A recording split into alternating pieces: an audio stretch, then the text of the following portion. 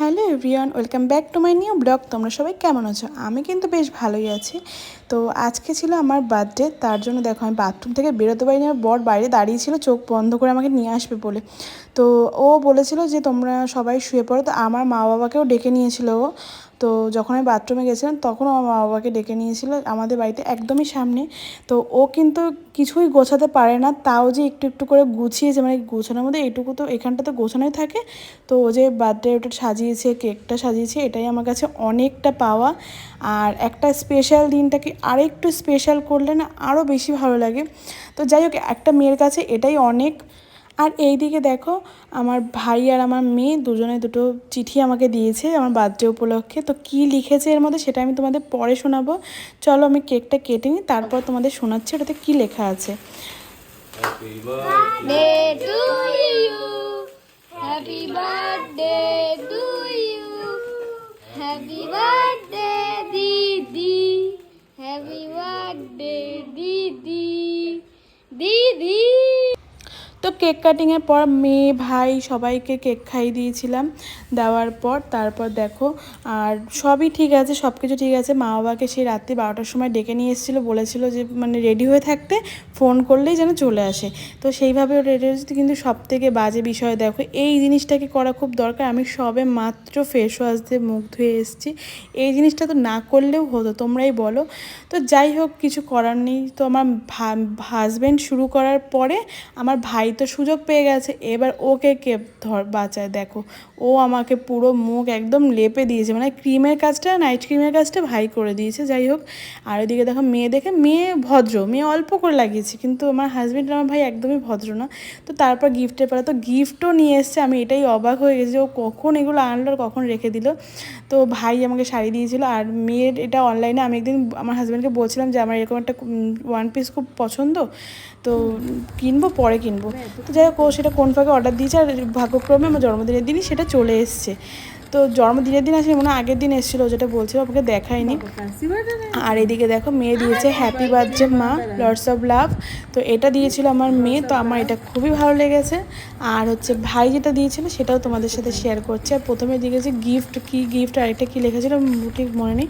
আর এদিকে লেখা হচ্ছে হ্যাপি বার্থডে দিদি, ভালো থাক, আমি তোকে ভালোবাসি, আই লাভ ইউ দিদি, আর শুভ জন্মদিন দিদি।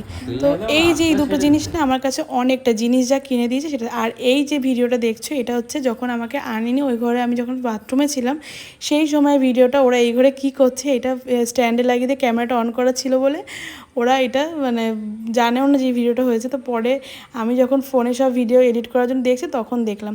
তো এইটা হচ্ছে পরের দিন সকালবেলা, মানে আমার জন্মদিনের দিন সকালবেলা।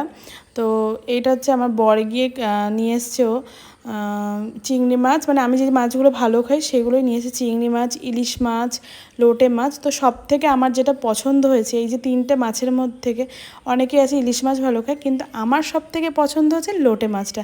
আমি লোটে মাছটা দেখে যা খুশি হয়েছি ভাবতেও পারবে না, কারণ আমি ভীষণ ভীষণ ভালো খাই লোটে মাছ। তো এই যে এতগুলো মাছের মধ্যে আমি সব থেকে লোটে মাছ দিয়েই মানে ভাতটা বেশি খেয়েছিলাম। তো যাই হোক দেখো, আমার বর শুধু এনেই দেয়নি, ও আমাকে মাছগুলো আবার কেটে দিয়েছিল। মানে এটা না তোমার মানে এটাই অনেক আমার কাছে, যে একটা মেয়ের কাছে যে তার হাজব্যান্ড এতটা তাকে কেয়ার করে, প্যাম্পার করে, আমার এই জিনিসটা খুব ভালো লাগে। ও আর রান্না করেনি, কিন্তু কেটে দিয়েছিল, এনে দিয়েছে। তো রান্না করার দরকার নেই, যেহেতু এত কিছু করেছে, তারপর রান্নাটুকু আমি করে নিতে পারবো, যে ভালোবেসে এত কিছু করতে পারে।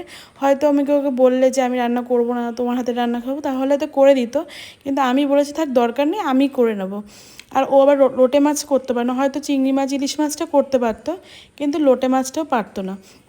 তো যাই হোক, ও যে আমাকে এতটুকু করে দিয়েছে এটাই আমার কাছে অনেক।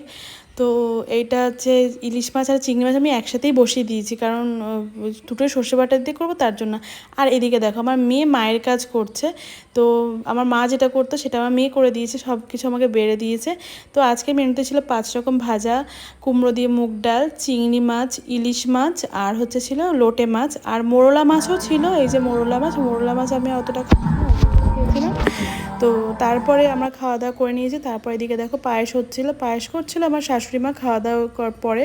তো তারপর উনি পায়েস করছিল, আমরা তারপর বিকেলবেলা আমি বিশেষ করে আমি গাছের আম খাচ্ছিলাম। তো একটু টক মিষ্টি আমটা ছিল, তো আগের থেকে পেড়ে রাখা ছিল, কারণ এটা গাছে পাকলে একদমই নষ্ট হয়ে যায়। তো সন্ধ্যাবেলা বাপের বাড়িতে যেহেতু সেলিব্রেশন হবে, রাত্রে খাওয়া দাওয়াটাও ওখানে হবে, ওই জন্য সন্ধ্যাবেলা যাওয়ার আগে শ্বশুর শাশুড়ি আমাকে ধান দুব্বো দিয়ে দিয়েছে, পায়েস দিয়ে দিয়েছিল। তো আর বাপের বাড়ির ব্লগটা যদি দেখতে চাও অবশ্যই চ্যানেলটিকে সাবস্ক্রাইব করে রেখে দিও। আজকের জন্য টাটা।